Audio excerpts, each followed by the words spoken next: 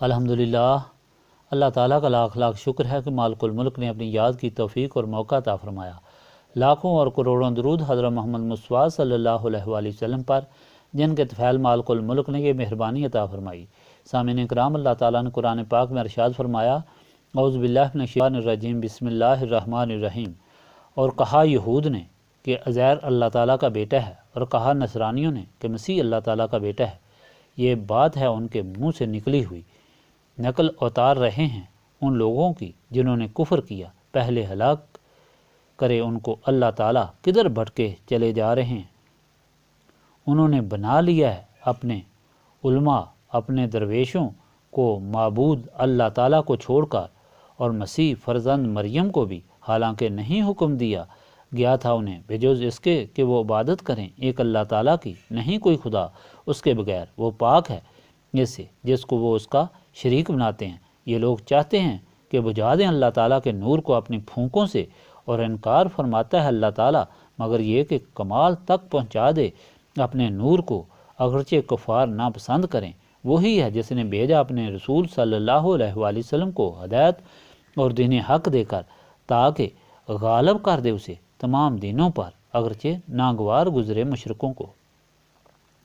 پچھلے فرمان الہی میں مسلمانوں کے اس خوف کو دور کیا گیا کہ مشرکین مکہ اور کفار جب حجۃ الوداع میں سورۃ توبہ میں اللہ تعالیٰ کا حکم سنیں گے کہ حدود حرم میں داخل نہ ہوں اور انہیں اسلام قبول کرنا پڑے گا یا جزیہ دینا پڑے گا، تو سارے کفار اور مشرک جو چاروں طرف پھیلے ہوئے تھے دشمن ہو جائیں گے اور جنگ شروع کریں گے، اور اس طرح تجارت بھی ختم ہو جائے گی۔ اس خدشہ کو دور کرنے کے لیے یہ فرمان نازل ہوا کہ مت ڈرو اللہ تعالیٰ کے بغیر کسی سے۔ دیکھ لو اللہ تعالیٰ نے کتنی جنگوں میں فتح عطا فرمائی، بدر، احد، خندق، خیبر اور دوسرے غزوات جن میں تمہاری تعداد تھوڑی، اسلحہ کم اور ذرائع محدود تھے، لیکن اللہ تعالیٰ نے اپنے فضل و کرم سے اپنے ماننے والوں کو ہر جگہ عظیم الشان فتح عطا فرمائی۔ دیکھ لو حنین میں کتنا مشکل وقت پیش آیا تھا، پھر بھی اللہ تعالیٰ نے مدد کر کے شکست کو فتح میں تبدیل کر دیا تھا۔ پھر حنین کی جنگ کا حال بیان فرمایا کہ یہ شکست اس لیے مسلمانوں کو پیش آئی کہ ان کو اپنی تعداد پر گمانڈ ہوا تھا۔ اس مرتبہ مسلمان 12,000 اور کفار صرف 4,000 تھے۔ اس تکبر غرور کی سزا شکست تھی، لیکن پھر اللہ تعالیٰ نے اس شکست کو فتح میں تبدیل کر دیا اور بے شمار دولت ہاتھ آئی۔ ہمیں اس فرمان سے ہدایت ملی کہ اللہ تعالیٰ اپنے بندوں کو کبھی تنہا نہیں چھوڑتا اور ہمیشہ کامیاب کرتا ہے، اور دوسری ہدایت یہ ملی کہ مسلمان کبھی اپنی طاقت پر بھروسہ نہیں کرتا، اگر کرے گا تو اس کو ذلت کا سامنا کرنا پڑے گا۔ حنین میں یہی ہوا، اس لیے ہمیشہ اللہ تعالیٰ کی طاقت پر بھروسہ اور اپنی کمزوری پیش نظر رکھنی چاہیے، تاکہ اللہ تعالیٰ کی مدد ساتھ رہے اور کامیاب ہو۔ آج کا فرمان بھی انہی منکرین کے متعلق فرمایا گیا کہ یہ لوگ جو ناپاک اور نجس قرار دیے گئے ہیں، جن کا داخلہ حدود حرم میں بند کیا گیا ہے، یہ کون تھے اور ان کا کیا عمل تھا جس کی وجہ سے اللہ تعالیٰ ان سے ناراض ہوا اور وہ ذلیل ہوئے؟ اللہ تعالیٰ فرماتا ہے کہ یہ یہود و نصارہ، ان کا عمل یہ تھا کہ انہوں نے کتب سماویہ، تورات اور انجیل کی پیروی چھوڑ دی تھی، اور ان کتب سماویہ میں تحریف کر دی تھی اور اعلانیہ شرک شروع کر دیا تھا۔ اس لیے ان سے جہاد فرض ہوا اور ان سے جزیہ لینے کا حکم ہوا۔ یہ لوگ جب حد درجہ کے گمراہ ہو گئے، دین سے دور چلے گئے، انبیاء کو قتل کرنا شروع کیا اور ہر برائی شروع کر دی، تو اللہ تعالیٰ ان سے ناراض ہوا، بخت نصر کی شکل میں ان پر عذاب نازل ہوا۔ 561 قبل مسیح بخت نصر نے بیت المقدس پر حملہ کر کے یہودیوں کو لاکھوں کی تعداد پر قتل کیا۔ یہود کے علماء اور راہب قتل کر دیے گئے۔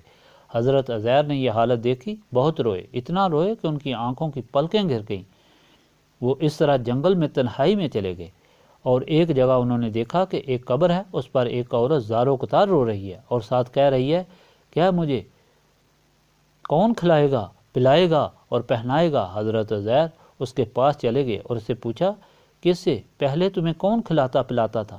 تو اس نے کہا کہ اللہ تعالیٰ۔ تو انہوں نے فرمایا کہ اللہ تعالیٰ تو اب بھی زندہ ہے اور وہ اپنے بندوں کا رب ہے۔ اس پر اس عورت نے کہا کہ پھر آپ کیوں روتے ہیں؟ پہلے بھی دین کی حفاظت اللہ تعالیٰ نے کی، اب بھی وہی کرے گا۔ یہ سن کر حضرت عزیر کو تسلی ہوئی، تو وہ واپس بیت المقدس کی طرف چلے، اور حکم ہوا کہ وہاں جو آدمی تم کو راستے میں ملے گا وہ جو دے اس سے لے لینا۔ راستے میں ایک آدمی ملا، اس نے کہا کہ منہ کھولو۔ آپ نے منہ کھولا، اس نے 3 بار آپ کے منہ میں کوئی چیز رکھی جس کی وجہ سے آپ کا سینہ کھل گیا اور تورات آپ کو یاد ہو گئی۔ آپ واپس لوگوں میں آئے تو دین کی تبلیغ کی، اللہ تعالیٰ کے راستے پر لوگوں کو بلایا، لوگوں کو تورات لکھ کر دے دی کہ یہ اللہ تعالیٰ کے احکام ہیں۔ پرانے لوگ جو پہاڑوں میں چھپ گئے تھے اور تورات کو دفن کر دیا تھا، یہ واقعہ اس وقت کا ہے جب حضرت عزیر 100 سال کے بعد زندہ ہو کر گھر آئے، تورات نکال کر لائے، مقابلہ کیا تو حرف بے حرف ایک ہی چیز تھی۔ اس پر شیطان نے بعض لوگوں کو گمراہ کیا کہ یہ شخص انسان نہیں، اللہ تعالیٰ کا بیٹا ہے۔ اس طرح یہودیوں نے اپنا دین شرک میں بدل لیا۔ اس طرح نصرانی بھی حضرت عیسیٰ کو اللہ تعالیٰ کا بیٹا کہتے تھے۔ عدی بن حاتم نے بتایا کہ جب اسلام پھیلا تو عدی بن حاتم شام کی طرف بھاگ گئے۔ انہوں نے عیسائی مذہب اختیار کر لیا تھا۔ نبی پاک صلی اللہ علیہ وآلہ وسلم کی خدمت میں حاتم تائی کی بیٹی قید ہو کر آئی تو آپ نے اسے بڑی عزت بخشی، اس کے سارے قبیلے کو معاف فرما دیا اور کافی مال اور دولت دے کر اسے رخصت کیا۔ جب وہ اپنے بھائی حاتم کے پاس پہنچی تو اس نے بھائی کو سمجھایا کہ ایک بار حضور پاک صلی اللہ علیہ وآلہ وسلم کی خدمت میں حاضر ہوں۔ چانچہ حضور پاک صلی اللہ علیہ وآلہ وسلم کی خدمت میں حاضر ہوئے۔ نبی پاک صلی اللہ علیہ وآلہ وسلم نے آپ کو بڑے خوبصورت دلائل سے سمجھایا کہ اللہ تعالیٰ کے بغیر کون پیدا کر سکتا ہے، اللہ تعالیٰ سے بڑا کوئی ہے، اللہ تعالیٰ کے بغیر کوئی عبادت کے لائق ہے؟ تو انہوں نے اقرار کیا کہ واقعی نہیں۔ پھر انہوں نے عرض کی کہ ہم علماء اور اپنے درویشوں کی عبادت تو نہیں کرتے ہیں۔ تو آپ صلی اللہ علیہ وآلہ وسلم نے فرمایا کیا جس حرام چیز کو وہ حلال کرتے ہیں تم حلال نہیں کرتے، اور جس حلال کو وہ حرام کرتے ہیں اسے تم حرام نہیں کرتے؟ عرض کی ہاں ایسا کرتے ہیں۔ فرمایا یہی ان کی عبادت ہے۔ پھر فرمایا خدا ان نصرانیوں اور یہودیوں کو غرق کرے کہ انہوں نے اپنی طرف سے حلال کو حرام اور حرام کو حلال بنا لیا ہے۔ یہ فرمان الہی یہود و نصارہ کی حالت دشمنی بیان کرنے کے بعد واضح کرتا ہے کہ مخالف جتنا زور مرضی لگائیں، جتنی بڑی سازشیں کریں، اللہ تعالیٰ اپنے نبی صلی اللہ علیہ وآلہ وسلم اور اپنے دین کی حفاظت بھی کرے گا اور اسے سب پر غالب کرے گا۔ حضور پاک صلی اللہ علیہ وآلہ وسلم نے فرمایا کہ ایک وقت آئے گا جب مشرق سے مغرب تک سب طرف اللہ تعالیٰ کا دین نافذ ہوگا۔ کیسر و کسریٰ کے خزانے مسلمانوں کے قدموں میں ہوں گے، لیکن حضور پاک صلی اللہ علیہ وآلہ وسلم نے فرمایا پھر ایک وقت ایسا آئے گا کہ لوگ گمراہ ہو جائیں گے۔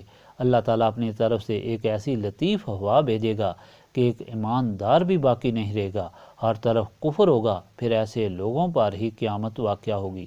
سارے فرمان سے یہ بات واضح ہو گئی کہ کفار دشمنی میں جتنا بھی زور لگائیں اور سازش کریں، اسلام کا رستہ نہیں روک سکتے، اسلام کو نہیں مٹا سکتے، بلکہ جتنا اسلام اور حق کے خلاف کفر زور استعمال کرے گا، اسلام اتنا ہی زور پکڑے گا۔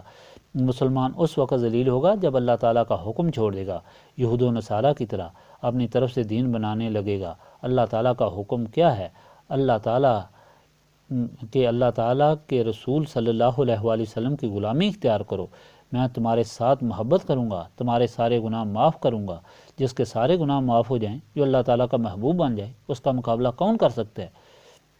وہ تو کائنات کے ذرے ذرے پر حاکم ہو جاتا ہے۔ گویا نسبت رسولی صلی اللہ علیہ وآلہ وسلم ہی انسان کے عروج کا ذریعہ ہے اور اس سے محرومی دونوں جہانوں میں رسوائی اور ذلت ہے۔ اس لیے نسبت رسولی صلی اللہ علیہ وآلہ وسلم ضروری ہے، جس کو حاصل کرنے کے لیے یاد الہی کرائی جاتی ہے۔ اللہم صلی علی سیدنا محمد وعلی آلہ وصحابہ صلاۃ تکون لنا امان من کل خوف، لا الہ الا انت سبحانک انی کنت من الظالمین۔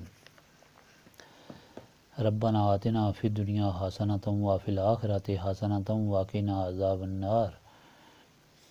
استغفر اللہ العظیم الذی لا الہ الا هو الحی القیوم واتوب الیہ۔ استغفر اللہ العظیم الذی لا الہ الا هو الحی القیوم واتوب الیہ۔